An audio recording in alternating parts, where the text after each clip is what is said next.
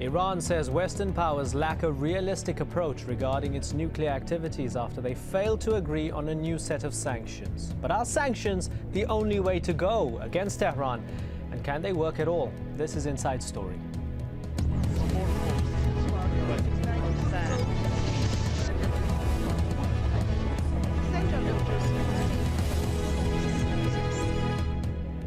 Hello, I'm Imran Garda. Welcome to the program. World powers failed to agree over the Iranian nuclear issue. The 5 permanent members of the UN Security Council, Britain, China, France, Russia and the US, plus Germany, met in New York on Saturday to discuss the matter. Well, the US and its allies believe Iran intends to develop nuclear weapons. But Tehran maintains its program is for civilian purposes only. In a bid to resolve the matter, major powers have been pursuing a dual-track policy involving engagement and pressure.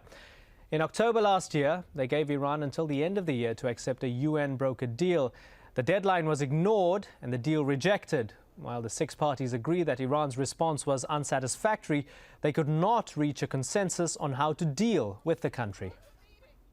The meeting is inconclusive in a sense that we didn't make any decisions right away. We have started the next chapter of this saga. We have started the next part of the process. As I said, Russia has always been fully committed to a dual-track approach. We have talked mostly today on the second track, but it doesn't mean that we should abandon the first one. The engagement policy should continue. But Iranian Foreign Ministry spokesman Ramin Mehmanparast simply pointed out that the solution lies in the recognition of Iran's nuclear rights by the group. Well, joining us today to discuss this further, in Washington, D.C., Kenneth Katzman, a Middle East affairs analyst with the Congressional Research Service. Also in Washington, D.C., Flint Leverett, director of the Iran Project at the New America Foundation and former National Security Council official. And in Tehran, we're joined by Sayyid Mohammad Marandi, head of North American Studies at Tehran University. Thank you, all of you, for joining us. Mr. Katzman, if I could start off with you, is there still hope for that deal that we were also optimistic about 3 months ago, the exchanging of uranium for nuclear fuel? Well, certainly, as long as talks are, the floor is open for talks, there's always hope for a deal. But I think from a U.S. standpoint, the United States is certainly not counting on a deal. And, you know, I think obviously the thrust of U.S. policy, I think, is starting to shift from a focus on getting a deal to a focus on perhaps dealing with some sort of a post-Islamic Republic. There is a growing, I think, belief inside the U.S. government that the regime is in very, very serious trouble, and it is now possible to envision a post-Islamic Republic government. So the chessboard has become more complicated. Last year it was a very sort of binary process, the international community and the Iranian government. Now there's a new element that's being calculated, which is the democratic opposition. Mr. Marandi, I saw you had a bit of a smirk when Kenneth Katzman said post-Islamic Republic. What do you make of that? Well, I don't know if it was a smirk, but first I'd like to correct in my opinion, what needs to be corrected, and that is that it's not the international community, it's basically Western powers. Otherwise, the non-aligned movement, which consists of the majority of the world's countries, they support Iran's nuclear program. But I think that there's absolutely no doubt whatsoever that the Islamic Republic of Iran is here to stay. It's more stable inherently than any of the U.S. allies in the region. And I think that it is really time for some sort of accountability among the so-called Iran experts in Washington, because such claims that have been made just now I've heard repeated often over the past few months.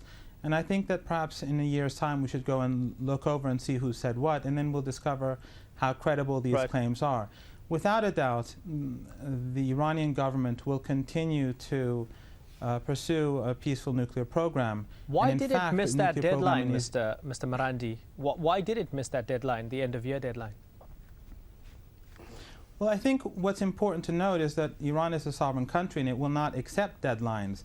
And all sovereign countries obviously would take a similar position. But what is interesting is that from the very start, the Iranians actually unclenched their fists, as it were, and they were willing to do a deal. They were willing to import enriched uranium at 20% instead of producing it in Iran, which they can, in order to create a more favorable atmosphere and so that negotiations could come to some sort of positive conclusion. The problem, though, lies on the American side and its allies, and that, in fact, they kept their hands clenched, and they demanded that Iran should give up its own enriched uranium at 3.5%, send it outside of the country first, and then wait for Western powers or Western countries to give them enriched uranium at 20% in return. And the Iranians, of course, with the history that they have with Western countries, they just don't trust them. So the Iranians are saying that we should exchange Iranian enriched uranium with 20% enriched uranium at the border. Flint Leverett, I'm assuming that's not the way you would characterize it, that it's the problem of the United States and its allies because they have the clenched fists. Well, I think that Professor Marandi made a couple of very important points, that this whole issue about how the so-called Tehran research reactor might be refueled started because many months ago, Iran went to the International Atomic Energy Agency and said, we're going to need to refuel this, thoroughly safeguarded reactor and would appreciate your helping us deal with international providers to do so.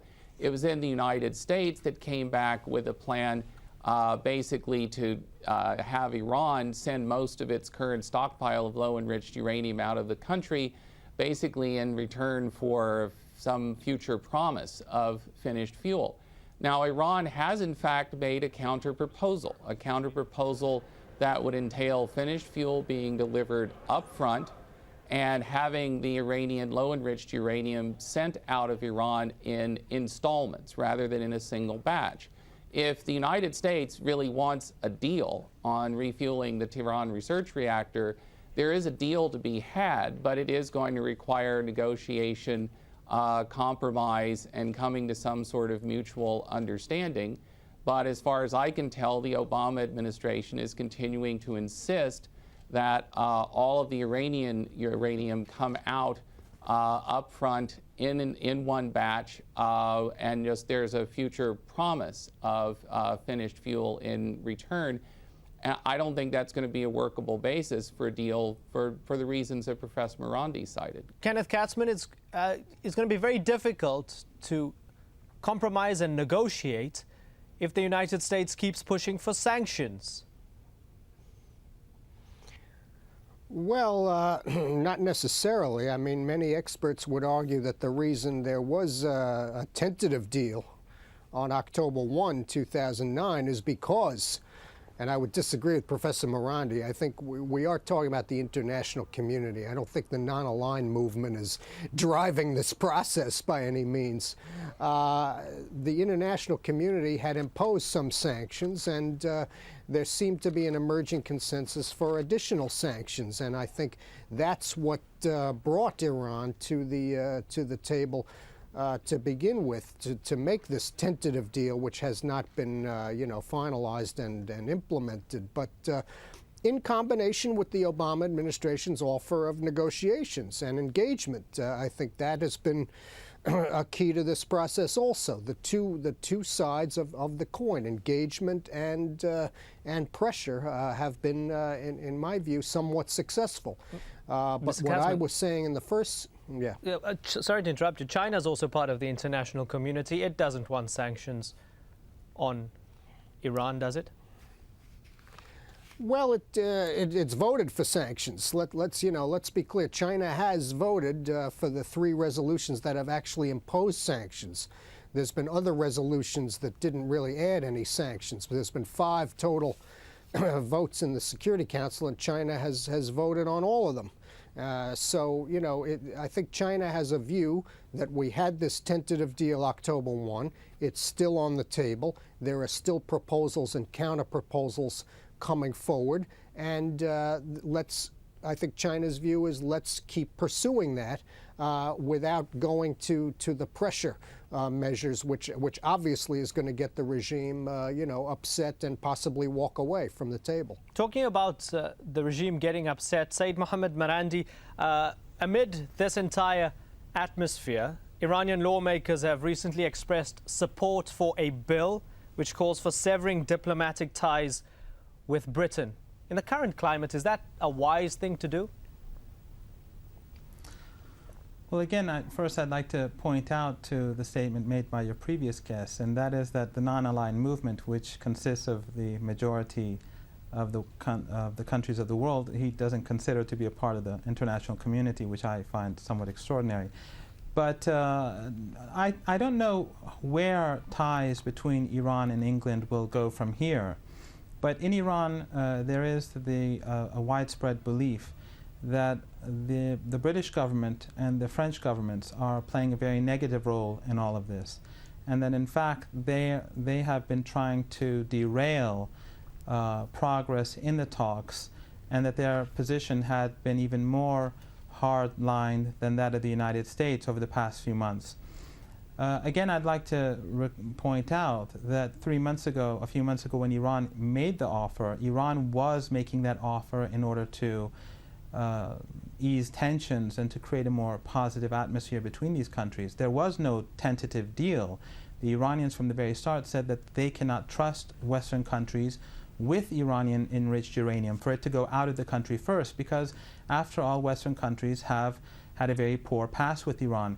Even now, the United States is trying to find ways to prevent Iran from importing gasoline. So if the United States can't trust the United States with gasoline... As you mentioned, the poor past, are we ever going to get out of this spiral? Because every time Iran will keep falling back onto the paranoia of, you let us down in the past, we can never trust you. Well, it's not paranoia. The Iranian position is pretty logical. The Iranians saying that let's exchange at the border, or let's say, piece by piece, the Western powers can give part of Iran's nuclear fuel, and the Iranians can give part of their stock of enriched uranium at 3.5% in return. It is quite reasonable. The Americans, though, they seem to, from the Iranian perspective, is that they want a win-lose situation. They want to impose their will upon the Iranian people, whereas the Iranians are looking for a win-win situation.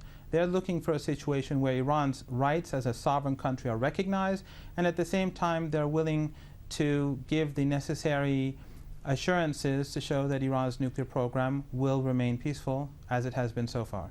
Flint Leverett, what I struggle to understand is that national intelligence estimate of November 2007. I have it in front of me. It's stated with, quote, high confidence that Iran had stopped its nuclear weapons program in 2003, and this was backed by the IAEA. It seems as if we have a kind of collective amnesia over this, because there's still doubts as to whether it's for peaceful purposes or it's a military program. You know, I think that what's really important here is that what we know Iran is doing, because the IAEA has been to Iran and tells us that this is what Iran is doing. We know that Iran is working on the nuclear fuel cycle. It is working on developing the capability to enrich uranium. It has done so far to a level somewhere between 3% and 4%, which is appropriate for civilian reactor fuel. Iranian officials have raised the prospect, if they're not able to get international assistance in refueling the Tehran research reactor, Iran might itself try to enrich to something close to 20%, which is what's required for that particular reactor. We've seen no evidence at all that Iran is enriching anywhere close to the level that you would need for weapons-grade fissile material. Iran has a right under the Nuclear Non-Proliferation Treaty to enrich uranium if it wishes to do so.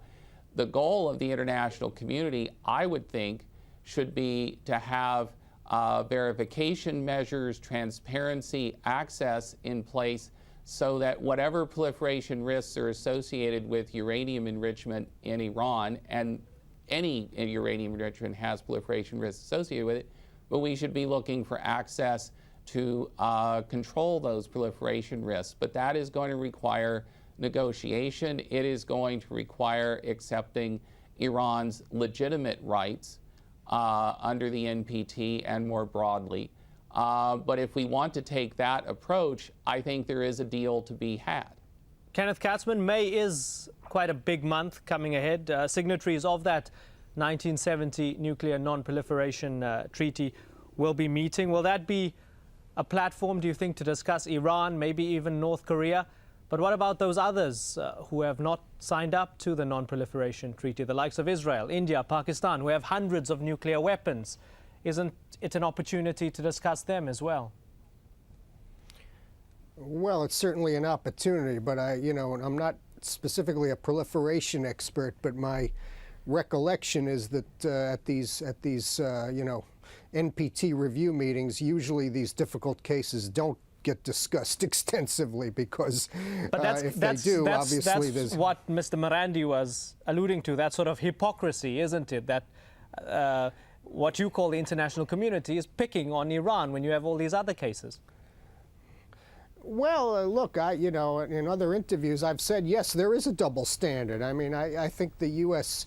Official pretense that there's not a double standard, I don't think holds up to scrutiny. I think there is a double standard when it comes to Iran, but I would also say it's been appropriate because Iran, again, the reason Iran's case was referred to the Security Council is because Iran, was building out a nuclear infrastructure and not declaring it, not being transparent as to what it was doing. Now, it's since then been investigated, and I totally agree. There's no evidence of nuclear material being diverted. Iran is not enriching to levels that would be appropriate for a weapon.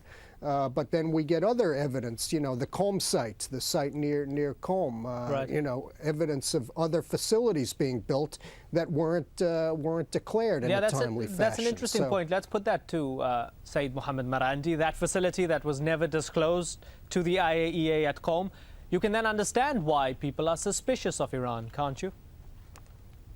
Well, in fact, Iran disclosed that facility, and Iran was building it within the framework of international law. And the same was true in the past. Iran, according to the IAEA resolutions and laws, it is supposed to declare its installation 6 months before uranium is taken into that facility.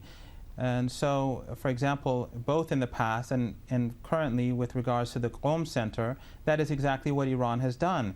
In fact, Iran has announced that center, that installation, far earlier than it needed to. And the reason why Iran has actually built that facility in the first place is because the United States has continuously threatened Iran with military action. And the same is true with the Israeli regime. So really? When the United States and Israel constantly say that all options are on the table, and when there is continuous talk of attacking Iranian nuclear installations by the Israeli regime, then there is no option for the Iranians but to set up and establish a facility where the people who work there, who have families, wives and children and husbands, they can feel safe and secure. Okay, Mr. Katzman?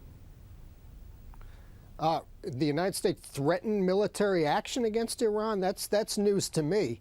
I'd like to see some documentation saying that the United States threatened military action against Iran. That is news to me, sir, and I follow this pretty closely. But it doesn't help, Mr. Katzman. All options are on the table mean exactly that there is a military option. Mr. Katzman, it doesn't help when Hillary Clinton, when she was running for president, said she would obliterate Iran if it doesn't comply. Does it? It doesn't help. No, she didn't. No, she said if Iran developed a nuclear weapon and used it, the United States might retaliate. She did not say that there would be such action if Iran simply didn't comply with international agreements. That is not what she said. While we are on the subject of possible war, Flint Leverett, do you think that is very far away? Any military option is actually off the table as things stand? I think it's not going to happen today, tomorrow, next week, next month. What worries me, and I would take a different view than Ken Katzman does about the effectiveness of the Obama administration's policies. I think their attempts at engagement have been very nonspecific and half-hearted and have not appeared really credible in Iranian eyes. I would also argue that what they're doing in terms of sanctions is a feckless exercise. You know, yes, China and Russia have supported 3 sanctions resolutions before, but as Ken well knows, they have taken the original drafts of those resolutions as prepared by the United States and its European allies and essentially gutted them because they do not wish to support really serious sanctions against Iran. It may be possible that at some point down the road we get another sanctions resolution, but you know, Russia and China will make sure that those sanctions which are authorized by the Council, if any additional ones are authorized, will not impede their interests with Iran. And that means you are not going to get serious sanctions by the Security Council. You're not going to get serious sanctions on a coalition of the willing basis. It is a feckless exercise, and if you don't have serious diplomacy, if sanctions are feckless, the next thing that is going to come are more coercive options like military force. And ultimately, if we don't develop a serious policy for engaging Iran, I'm afraid that is where the United States might well be headed towards some kind of military confrontation. Saeed Mohammed Marandi, do you agree with Flint Leverett? Yes, I think that at all levels the United States is making mistakes and miscalculating. On the one hand, if there are sanctions, further sanctions, Iran will be forced to enrich uranium at 20% itself for its Tehran facilities because it is needed for medicines, and the Iranians simply cannot wait. So the Iranians who are willing to continue producing enriched uranium at 3.5% will be forced to go to 20%. So that is one negative consequence. The second is that the Iranians that have a very positive role to play in the region, in Afghanistan, in Iraq, they will no longer be able to play the sort of role that they have in the past, in the sense that Iranians will expect that the Iranian government not do anything that helps the American government in resolving its problems in Afghanistan. In other words, I think that further tension between Iran and the United States will only make problems more severe for the United States in Afghanistan as well as in other countries. And third, I think that at the end of the day, there's no doubt that the Iranians are not going, that the Iranians will continue to enrich uranium and they will not give up their program. And it is only going to make things more difficult for the United States to back off and to have a more reasonable approach towards Iran. Okay, we have run out of time, gentlemen. We could go on forever. Thank you very much, all of you, for joining us from both DC and Tehran. Thank you so much, the viewer, for joining us here on this episode of Inside Story. As always, we welcome your comments, your suggestions, or your questions. You can email them to us at insidestory@aljazeera.net. Bye-bye.